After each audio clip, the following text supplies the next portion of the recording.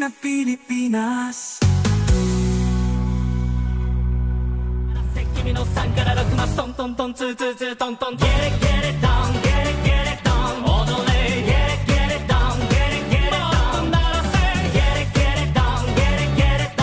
Good morning mga Kapinoy! Ngayon po ay araw ng Lunes, ika-5 araw ng Agosto, taong kasalukuyan. At ito po ang nangungunang morning show para sa bawat Pilipino. Kaya bangon na mga Kapinoy at sabay nating salubungin ang umaga ng isang Gising na Pilipinas!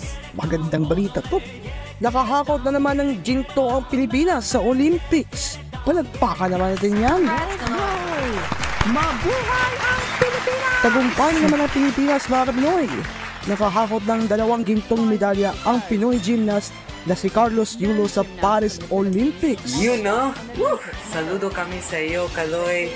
Alam mo, ramdam ko talaga yung goosebumps nung napanood ko yung performance ni Kaloy. Talagang napatayo yung balahibo ko nung pagtumbling niya. Oo nga, talagang biyaya yan ng Diyos na nakukuha siya ng ginto. Di lang basta ginto ha, kundi ang aming saludo at respeto sa kanya. Kaya congratulations, Carlos Yulo! Yes! Gayun pa man mga Kapinoy, kahit unang araw pa naman ng balik eskwela, kanselado ngayon ang mga klase dahil sa matinding pag-ulan. Suspendido ang pasok sa lahat ng antas ng pampubliko at pribadong mga paaralan sa San Jose del Monte, Bulacan. First day of classes, walang pasok agad? Uy, sayang naman sa mga may baon.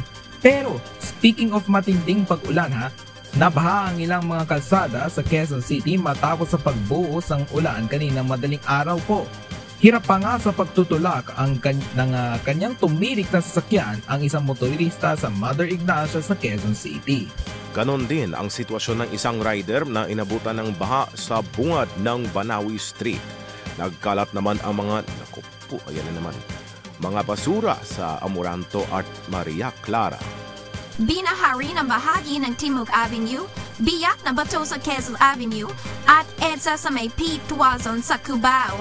Thunderstorm ang sanhi ng pagbaha sa ilang bahagi ng Metro Manila ayon po sa Pag-asa. Kawawa naman yung nabahaan. Samantala, may isang Japanese song na nag-viral online sa YouTube.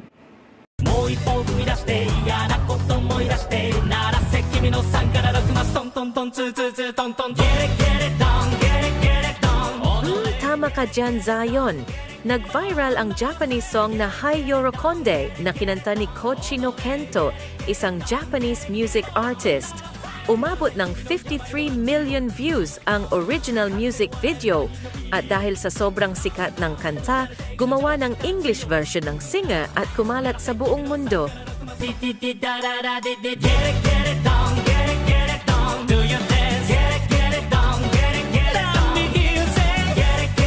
Ngayon, ang English version naman ay umabot ng 2.3 million plus views.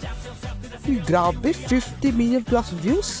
Tsaka ganda pakinggan yung kanta no? Oh, actually, in fact, meron akong kanta nun sa phone ko, naka-pre-save na. Ito talaga? Meron din akong kanta nun sa cellphone ko. Okay, salamat JB Bargada. Narito na mga gising na balita ngayong umaga.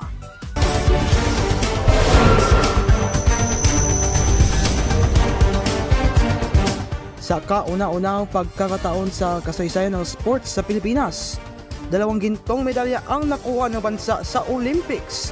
Mula yan kay Carlos Yulo mula sa kanyang paglaban sa men's artistic gymnastics. Pinakabago rito ang nakuha niyang ginto kagabi sa Olympics sa men's vaults. Nakakuha ng average score na 15.116 si Carlos sa loob lamang ng 2 athlete.